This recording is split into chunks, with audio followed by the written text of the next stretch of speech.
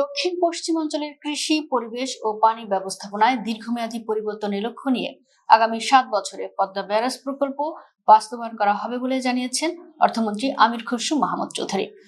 বৃহস্পতিবার ১১ জুন জাতীয় সংসদে ২০২৬-২৭ অর্থ বছরে প্রস্তাবিত বাজেট উপস্থাপনকালে তিনি এই প্রস্তাব রাখেন। নতুন অর্থ বছরের জন্য তিনি ৯,৩৮,০০০ কোটি টাকার জাতীয় বাজেট প্রস্তাব করেন, যা দেশের ইতিহাসে অন্যতম বৃহৎ বাজেট।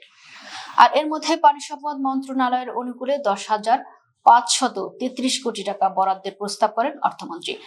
আমির খসরু মাহমুদ চৌধুরী বলেন, পদ্মা ব্যারাজ প্রকল্প একনেক কর্তৃক অনুমোদিত হয়েছে। দক্ষিণ পশ্চিমাঞ্চলের কৃষি, পরিবেশ ও পানি ব্যবস্থাপনায় দীর্ঘমেয়াদী ও পরিবর্তনের লক্ষ্য নিয়ে আগামী ৭ বছরে প্রকল্পটি বাস্তবায়ন করা হবে। উক্ত প্রকল্পে দেশের প্রায় ৩৭% মানুষ সরাসরি উপকৃত হবে। ৪টি বিভাগে ১৯টি জেলার ১২০টি উপজেলা সুবিধা ভোগ করবে।